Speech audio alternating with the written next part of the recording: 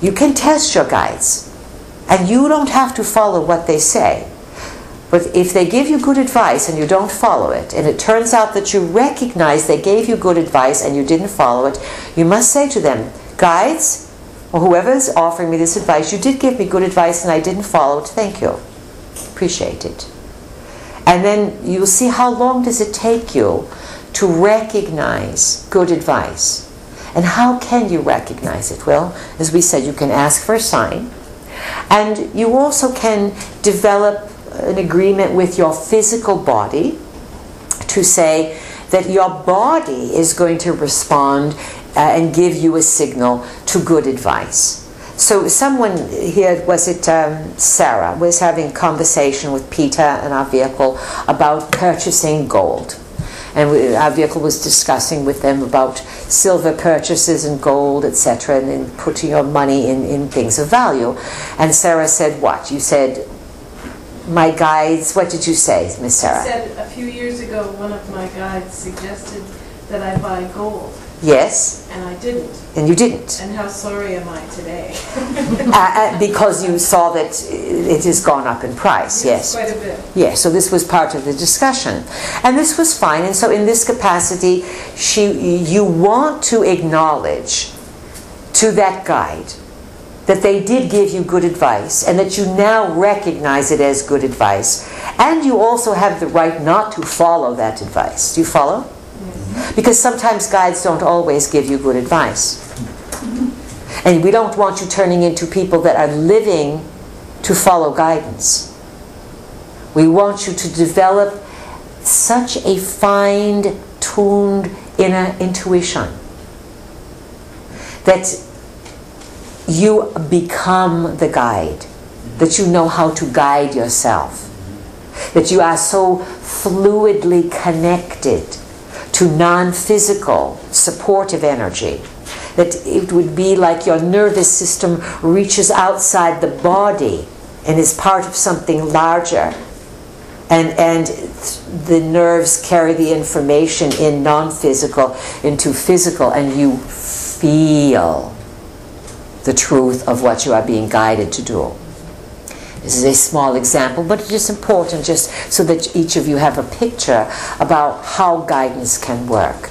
Now, if you're unsure about guides or who's working with you, then you need to get clear. Getting clear, you just say, listen, higher self, guides, reincarnational beings, whoever's working with me, I really appreciate it. I understand it is there for all people, and I only want good, clear, uplifting information that can enhance my life and improve the life of the planet. As soon as you say that, you're not going to get junk. Do you understand? And this is a demonstration of your power, that you have the power to qualify to the non-physical world how you want to communicate and how you would like that to unfold. And you can always say that I want things that work out for my highest good or even better than I can imagine.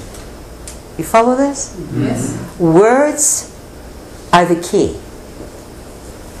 Structuring the words, structuring your language so that everything unfolds in your favor. So recall this now. So this whole idea is based on the recognition that there are non-physical beings of a beneficial nature and a very troublesome nature that are supremely interested, magnetized to humanity at this time. You are like a feast of energy.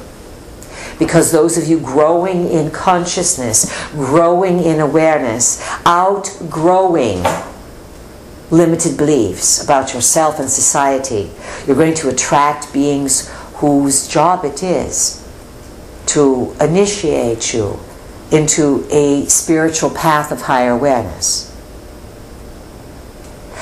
Whenever there is a major charge of energy moving forward, of what you call beneficial positive energy, there can be a major clash of energies. In other words, the opposite can come in at the same time and permeate your world society. Many of you may never, ever, ever be touched personally by dark, disruptive energies. But please, please be very aware that they do exist. And you may start to recognize the energies that may be around family, friends, society, public figures, etc. Recently, one of our long-term students said to us, along this subject matter of troublesome entities taking people over, he said he's learned that you cannot mess with these beings. You can only rise above them. You can only steer around them. But for your own personal advice and your own personal safety, don't think that these non-physicals are easy to put a roller pin over and change their shape. Like they were cookie dough or something. They're not. They are stuck. They are real. And they are going to grow in ferocity and create more chaos on the planet. Because this is part of humanity's process into a maturation of spirituality. You must recognize that there are all kinds of beings in the physical and non-physical world. And you must fall for no flattery. And that you must grow in your own power gracefully, gracefully.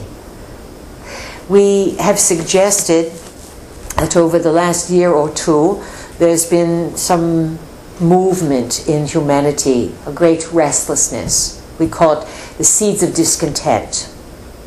They were brewing very strongly this spring. The spring quarter was really stirring up humanity's restlessness. And now this summer is heightened or focused on the flowering of consciousness. We would like to spend a little time on this, and we'll turn it over to you for anything you want to ask about. Right now, all over the world, humanity has reached the point, sort of a precipice, that is either go over or fly off of it. We trust that you all are going to fly, that somehow you are going to jump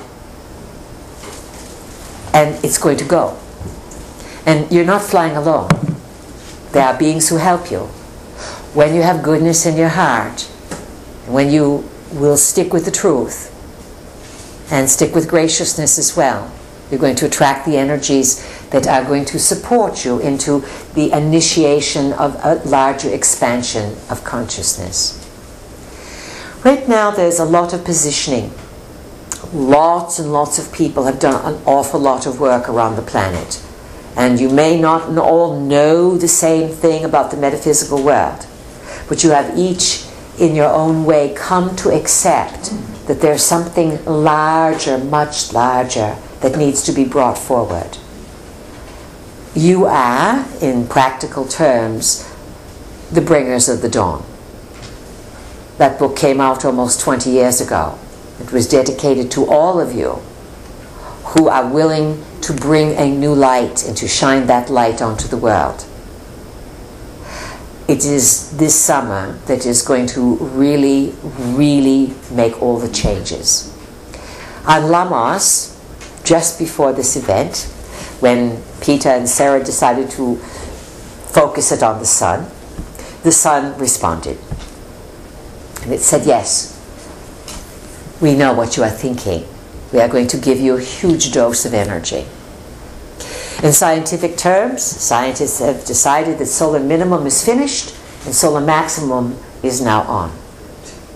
You will be in the solar maximum stage for, it depends. It could extend for a number of years, where the sun will gyrate, communicate, boogie, salsa and tango with you. In other words, it's going to do things you've never seen it do before.